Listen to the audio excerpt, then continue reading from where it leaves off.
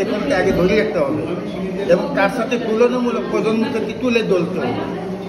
আগেকার সময় কি ছিল, এখন কি হচ্ছে, আমাদের কৃষ্টি সংস্কৃতি, আমাদের আদিবাসী সমাজ, তারা এখন কোথায় চলছে, কতদূর এগিয়ে চলছে, তাদের ভাবধারা এখন কেমন, আগে কি ছিল আর এখন কেমন হচ্ছে, এই পার্থক্যটুকু যদি আমরা তুলে না ধরতে পারি তাহলে আমাদের ইতিহাস তুলে আসবে না, ইতিহাস হবে না। পুরাতন প্রজন্মকে, পুরাতন বাপদাদা আদি আত্মীয়কে, যারা তাদের কর্মকে, তাদের কৃষ্টিকে আমরা ধরে রাখবো, তারপরে প্রজন্মদের একটা তুলনামূলক আমরা আবিষ্কার করতে পারব। আমাদের প্রজন্মকে আমরা যদি চাঙ্গা করতে চাই, তুলে ধরতে চাই, তাহলে আমাদের ইতিহাসটা আগে নিয়ে আসতে হবে।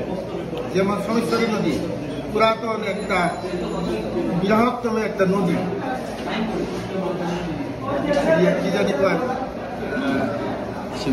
শমশান চিবিমা, এই শমশান চিবিমার নাম যদি হারিয়ে যায়, তার যে শাখা পোশাকা আছে সেই শাখা পোশাকা তারা স্থান পাবে না, সেই থেকে আমাদের তুলে ধরতে হবে। আমাদের পূর্বেকার সময়ের যে কৃষ্টি সংস্কৃতি, মানুষের আচার আচরণ অনুষ্ঠান, মানুষের চিন্তা চেতনা, তাদের কর্ম, তাদের সৃজনশীলতা, এইগুলি আমাদের তুলে ধরতে হবে এবং এইটা তুলে ধরতে পারলে আমাদের প্রজন্মরা সেই শেকড় থেকে তারা বিভিন্ন ধরনের তারা কি জানে বলে গল্প কাহিনী, তারাও ইতিহাস রচনা করতে পারবে, সমাজ করতে পারবে, জাতিকে বিশ্ব জাতির সাথে তারা তুলে ধরতে পারবে, তারা গর্ব সহকারে তারা কথা বলতে পারবে, তাদের কণ্ঠস্বর তখন যার মতো কি জানি কর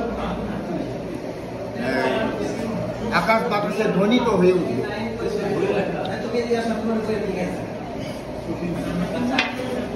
বিভিন্ন আঙ্গিকে, বিভিন্ন পর্যায়ে আসলে যে গল্প কাহিনীগুলি যে সাজানো হয়েছে, আসলে এটা অত্যন্ত চমৎকার। মানে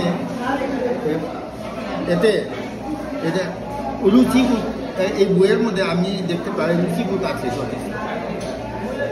বিভিন্ন আঙ্গিকে এখানে লেখা আছে, বিভিন্ন বিষয়গুলি এখানে উপস্থাপন করা হয়েছে ছবি সহকারে, সেই জন্য এই বইটা প্রাণবন্ত হয়েছে আমার মনে হয়।